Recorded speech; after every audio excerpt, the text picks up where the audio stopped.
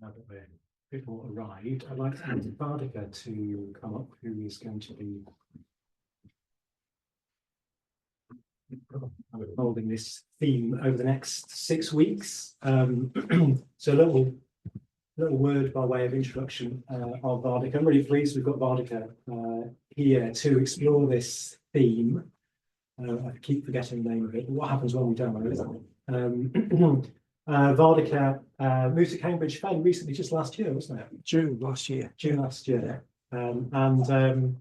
As you'll see with Vaddhaka, he's got this kind of irrepressible kind of curiosity, infectious, I'd say, actually, kind of curiosity.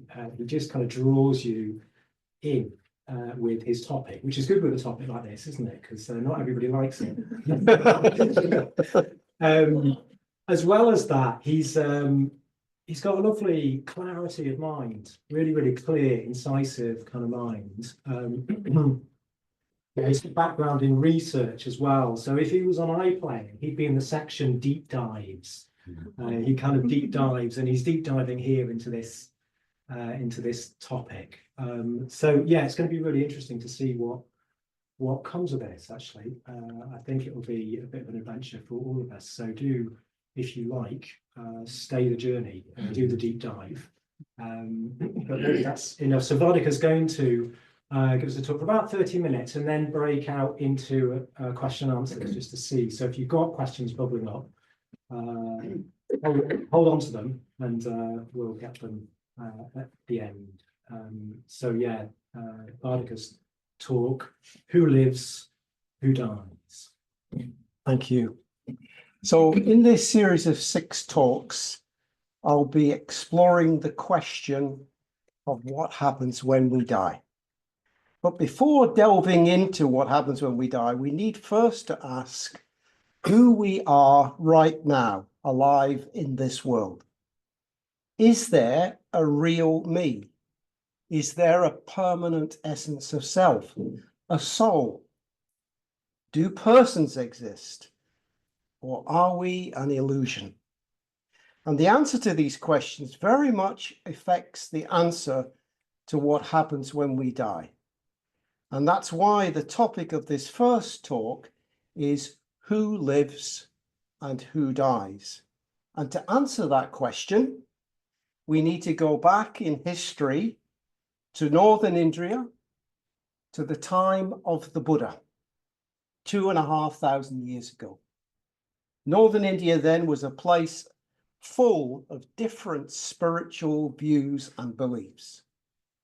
Some believed that with the death of the physical body, that was it. Nothing came after death. But one of the widely held beliefs was that all beings are locked into an ever-repeating cycle of birth, death, and rebirth. This is called samsara.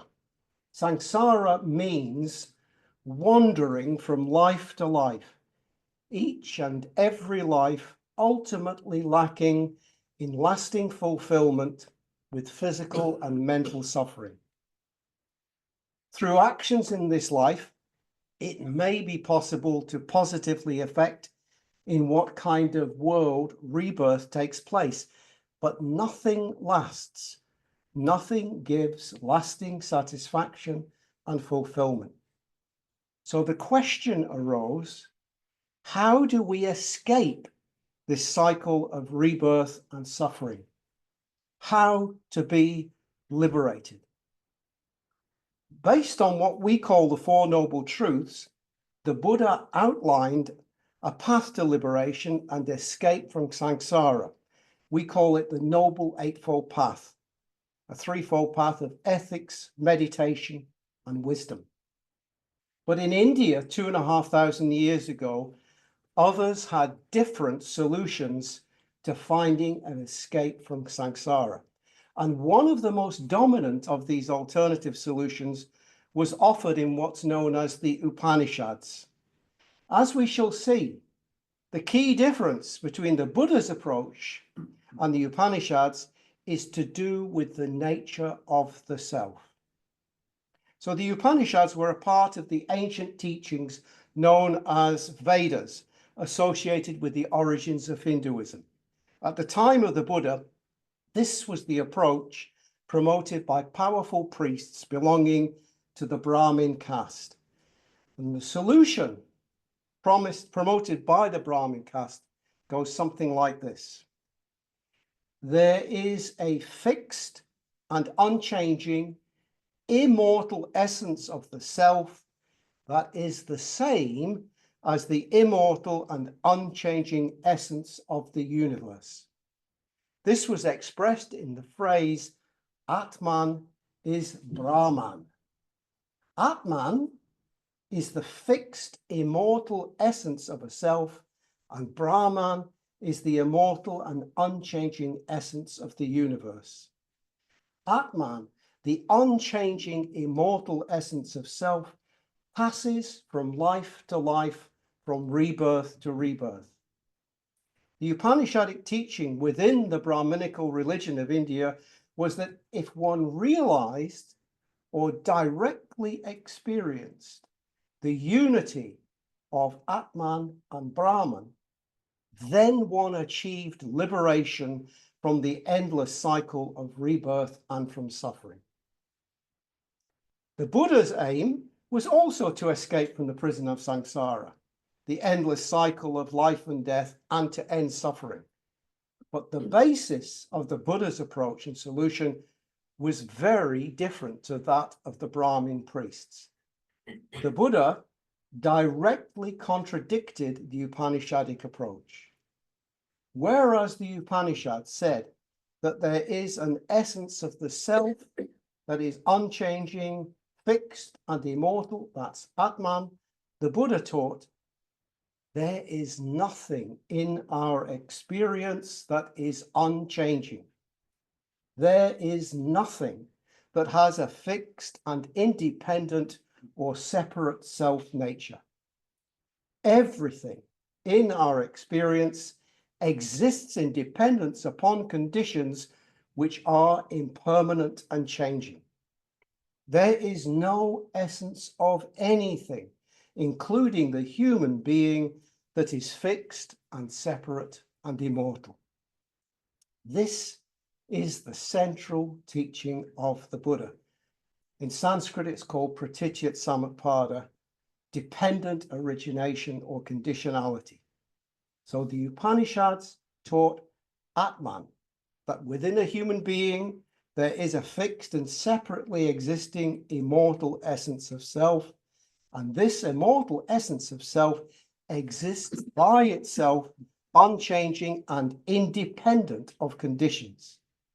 Consistent with the teaching of conditionality, the Buddha taught an Atman, that within a human being, there is no fixed and separately existing essence of self. An Atman means not Atman. Indeed, the Buddha taught that nothing whatsoever in our experience has a fixed and separate self-nature. Everything comes into being and goes out of being in dependence upon conditions. Everything in our experience is subject to change. He doesn't just tell us that this is true, he tells us to test it out for ourselves. The Buddha asks us to carefully examine the experience that arises in and through our body and mind, through our psychophysical makeup. First, he asks us to carefully examine sense experience in our body. He asks us to be aware of what we come into contact with through our 5 bodily senses of sight, hearing, taste, touch, and smell. He asks us also to carefully notice what we come into contact through what in Buddhism we call our 6th sense, through our mind's thoughts and images. When we pay close attention, we see that we are always having some form of sense contact through our body or mind. Second, The Buddha tells us to carefully notice something that we may have missed. That everything we come into contact with through our body-mind complex comes with an associated sense of either pleasantness or unpleasantness. If you like, it comes with a feeling tone. And third, the Buddha goes on, if we pay close attention, then we will see how we give meaning to these two aspects of experience, the sense contact and its associated pleasant or unpleasant tone, through calling on our memory and recollections to categorize or name or label the experience. We make sense of the experience.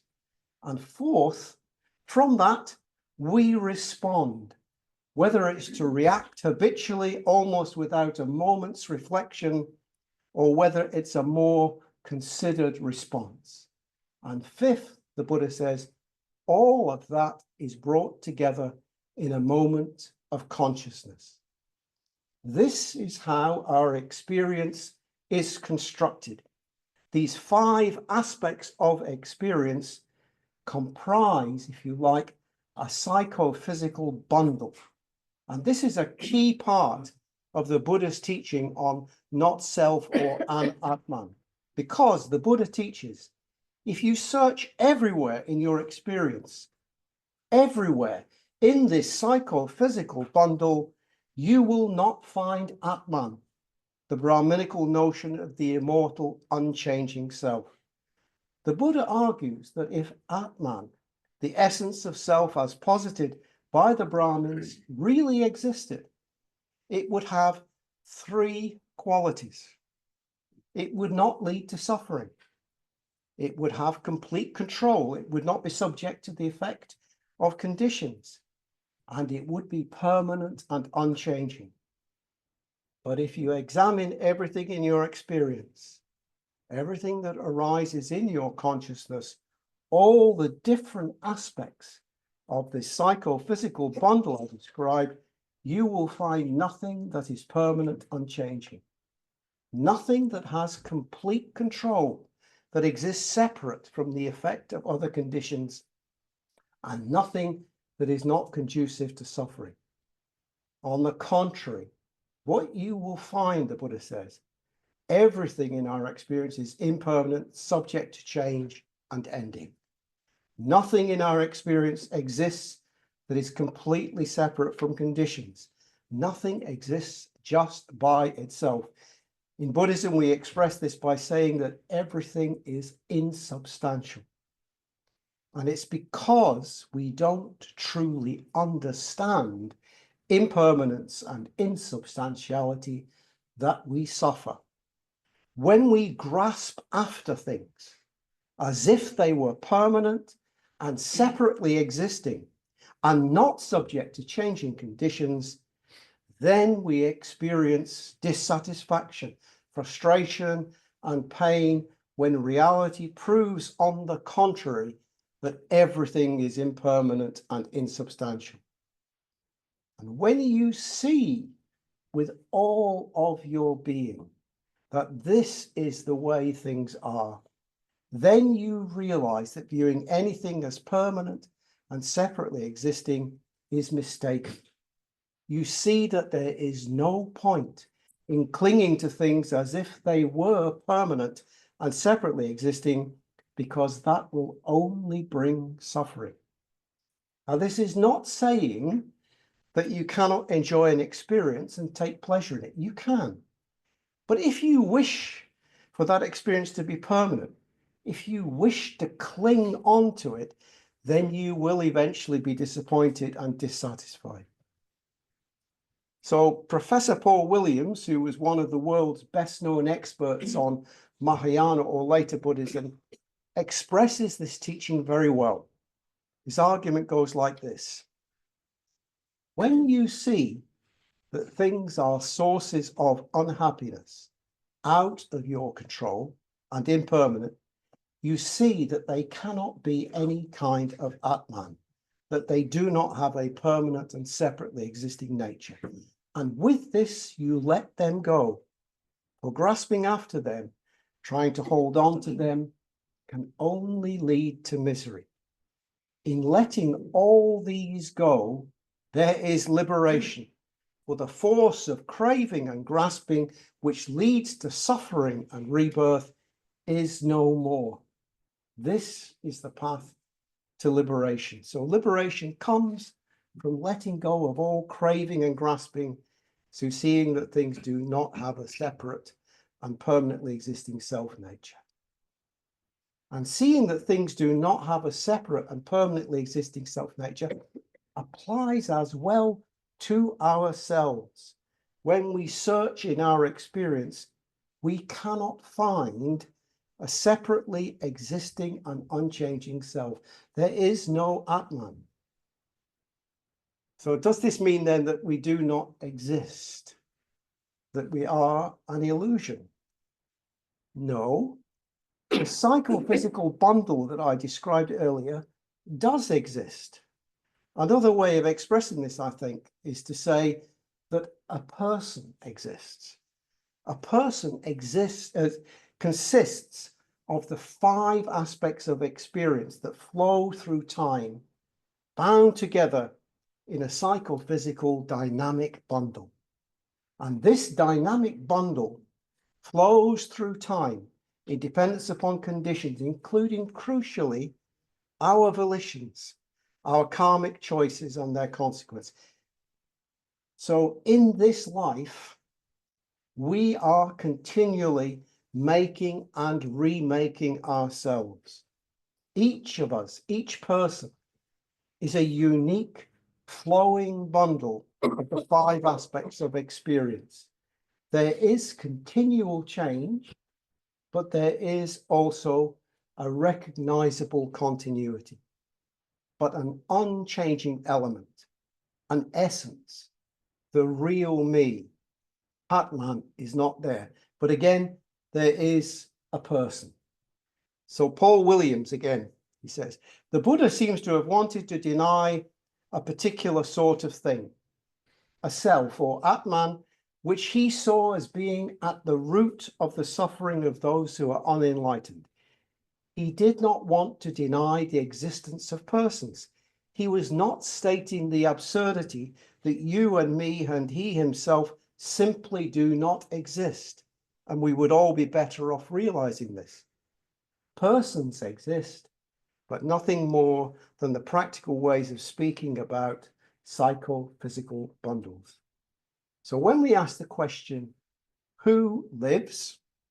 The answer is a person or a unique psychophysical bundle of experience with the potential for continual evolution and change. I'll come to the question, who then dies, shortly, but in the meantime, I'd like to make some additional comments that are relevant to this discussion around Atman and Anatman, self and not self. And I'm going to start by turning to Sangharakshita. So Sangharakshita warned us to be wary and careful of saying that there is no self. Why? Because, he says, no self is sometimes interpreted as meaning that we don't really exist. As he puts it, that there's a sort of hole where one imagines oneself to be. In fact, he emphasizes, the point of this teaching is that we have no unchanging self. And he goes on, indeed, putting it more dynamically and experientially, we can say that for radical change, radical development to take place, for a fully conscious self-transcendence to be possible, there can be no unchanging self. It's precisely because we do not have a fixed and separately existing self-nature that enlightenment is possible. Another way we express this in True Rightness is to say that there is no fixed and separate self. We are empty of a fixed and separate self-nature. And that's the equivalent, if you like, of distinguishing between a self in the sense of Atman and a person, as I've done in this talk. The self as Atman does not exist. The person, the unique, ever-changing psychophysical bundle, does exist. And similarly, I think we need to be careful when we say the self is an illusion. Why? Because many people will hear that the self is an illusion and assume that nothing exists once the illusion is dispelled. Now, J. Garfield, who's an American Buddhist scholar, points out that in Indian thought, to say that something is illusory is to say that it does exist in one way, but it appears in another way. Not that there's nothing there. He gives the example of a mirage, which really exists as a refraction pattern of light, but it appears as a pool of water. Something exists, but we mistake what it is. What exists is a person, but we mistakenly or illusorily take it to be a self. Self, Garfield defines as the me that owns my body, the me that stands behind and owns my mind, the agent that acts upon the world but exists apart from the world, that is free from the matrix of conditions. Garfield said that this concept of the self is a deeply ingrained idea. Perhaps it's something we inherit from our evolutionary past. He says it's a universal illusion that appears in different religious traditions, starting with the psyche, a kind of soul in Greek philosophy, which works its way into the Judean, Christian, and Islamic traditions. And he says it's found as well in the notion of Atman in Indian thought, the thing that persists throughout lives whilst everything else changes. In contrast, Garfield says, persons are part of the world, embedded in the world, embodied, are interdependent and causally conditioned. So just to briefly summarize the main points. The Buddha teaches that if we search in our experience, we can't find anything that is permanent, that is under our complete control, and that is not conducive to suffering. There is no Atman. The Buddha teaches an Atman, not Atman. There is no unchanging separate essence of self that is immortal. We are empty of a fixed and separate self-nature. And I went on, does this mean then that we do not exist? Does this mean that we're illusion? No, we exist as persons, as a dynamic psychophysical bundle of different experiences. And this dynamic bundle flows through life in dependence upon conditions, including, crucially, our volitions, our karmic choices, and their consequences. And that means we are continually making and remaking ourselves in this life. There's a continual change, but there's also a recognizable continuity. But an unchanging element, the real me and essence of self, isn't there. So, to the question who lives, the answer is a unique psychophysical bundle of experience with the potential for continual evolution and change. Then comes the question, who dies? Well, the answer is that with the death of the physical body, that unique psychophysical bundle of experience ceases to exist. That person ceases to exist. But, you might be thinking, if we are convinced that there is no fixed and separate essence of self that survives from life to life, and we accept that when the physical body dies, that person or that unique psychophysical bundle ceases to exist, we must then ask the question, who or what is reborn? And you'll have to come next week to get the answer. So I'll finish there.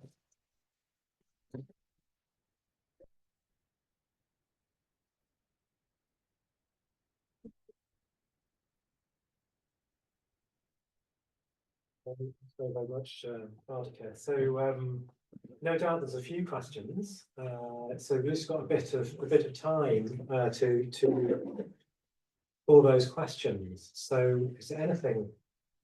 Priyananda, hi, yeah. Yeah, you left us with a cliffhanger. Yeah. Most of people would be more familiar with soul rather than Atma, you know, in our context, and Yes. growing up within the West. Can you say anything about, you know, what's the relationship of soul and to the Atma, and what is well, the soul suggests, doesn't it, that as I understand that the Christian teaching on the soul is that the person that I am will continue in that form. So the essence of me will continue in a permanent form somewhere else after I die. Okay. So I know we use soul in lots of different ways. I mean, you know, I was a big fan when I was young of soul music and things like this, but as I understand it, you know, I think what Jay Garth was saying, you take the psyche in Greek philosophy and it feeds into this idea that there is an essence of self that continues after death. And that feeds into the Christian, Islamic, and Judean notions of soul. But I'm not an expert on Christianity. So that's as I understand it. Yeah. One question here. Yeah, so if the Atman is not real because we can't find it in our psychophysical bundle as you described it, but then to achieve liberation we have to go beyond that psychophysical bundle, and is then enlightenment or liberation. Would that not be where the Atman is, in that space beyond our psychophysical bundle? Again, I'm not an expert on the Upanishadic teachings, but it may be that something of that is there. But the Buddha was very specific. He said, if Atman existed, it would be permanent, it would be recognizable in our experience, it would be in control, and it would exist separately from conditions, and it would not be conducive to suffering. And he says, if you search in your experience, you cannot find that. So his definition of Atman was very specific. So I was responding to that in the talk. Yeah. But as I say, it may, if you read up on Advaita Vedanta and other things, you may find different ideas there, but that's the specific idea that the Buddha contrasted in his approach with in the early Buddhism of the Pali Canon. Thank you. Oh yeah, sorry. Yeah, thanks for talk. Really clear exposition there. I was wondering about on the nature of the enlightened being as opposed to the regular living being. So you talked about this psychophysical bundle that exists in a living person. Does the enlightened person merely understand that fully, or has that bundle dissolved for the enlightened person? Okay, did I get that? That is, my hearing's not brilliant, but I think so. Okay, basically the Buddha's saying, as I understand it, if you examine all of your experience and what you see is that everything is impermanent, that nothing exists by itself, that everything exists in dependence upon conditions, then you will cease to grasp after things as if they were permanent and separately existing, and you will be liberated from suffering, from mental suffering, certainly in this life. Okay, so you will still continue as a psychophysical bundle. You still got a body, but you're not. You'll still maybe get physical suffering, but you're released from mental suffering. You're released from. You're liberated from craving and grasping. Now, what happens when the body dies of a liberated person is another question altogether, and the Buddha never gave a clear answer on that. It's basically, I mean, my feeling would be that I would hope that you've got some kind of liberated force but would continue. But that's a personal idea that some kind of liberated positive force would continue. But it means in this life, you see everything completely differently.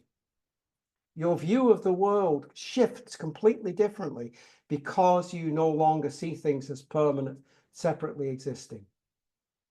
So that's as I understand it anyway. I don't know if that helps. Thank you. Yeah.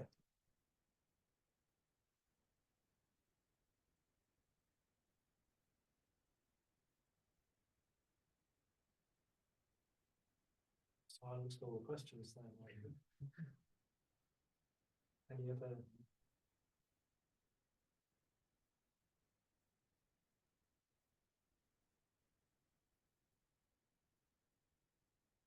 You're all going to go home and get liberated. Yeah.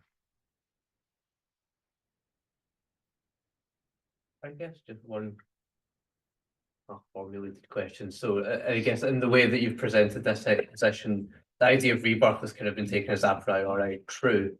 But as you mentioned, it was the idea that was around at the time of Buddha.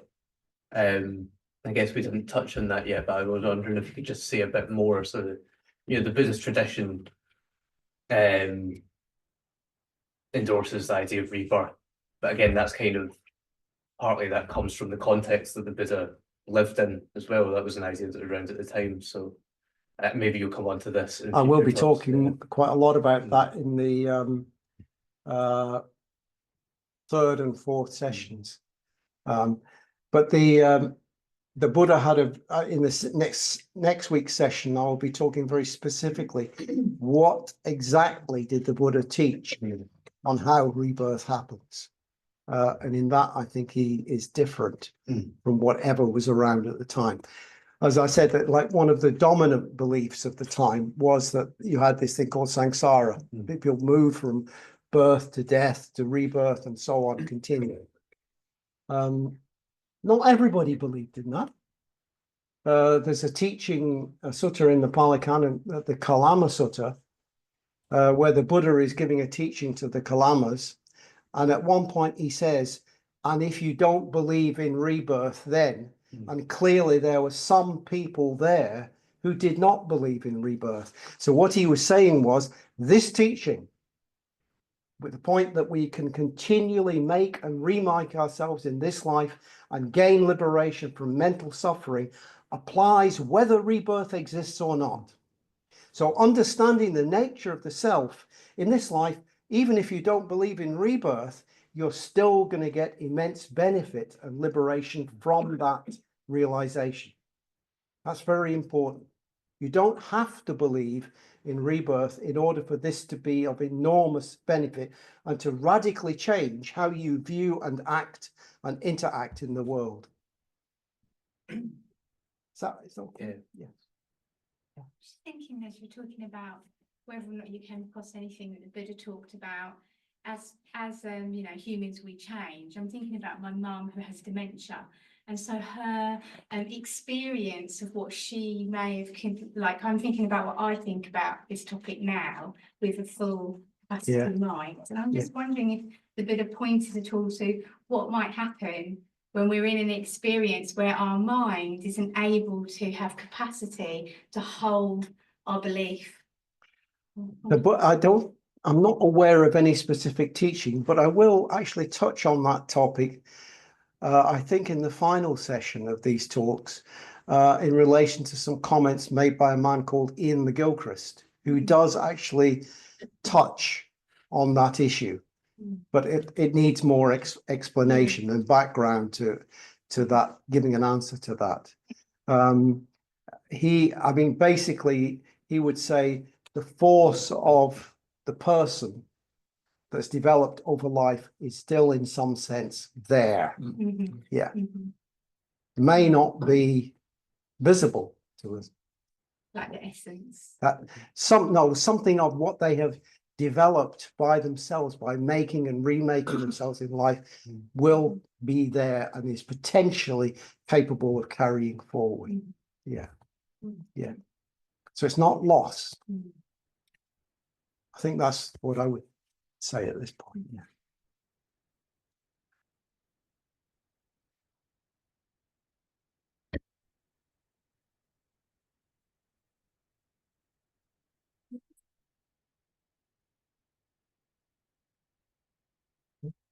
I've got some suggested, of course, you may just want to explore, you may have questions about the Buddha's teachings and so on.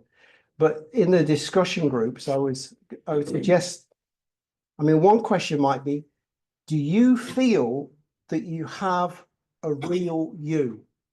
A you that stands behind your body and mind? Now, don't be shy and think, well, we're all Buddhists here, I can't say yes, because I certainly feel something like that, I think. But it's good to be honest and explore. What do you feel that you have a real me or real you? Do you feel that it's possible to change yourself? And how might you go about changing yourself? More practical. So do you feel that you have a real me that stands behind your body and mind? Do you feel that it's possible to change yourself? And what might you do to change yourself? That's a suggestion. That's great. Thanks very much. Okay. Vaddhaka. Yeah. So And next week it's who or what is reborn, where the Buddha's teaching will become clear. I hope. Yeah. Great. Thanks so much, Vaddhaka.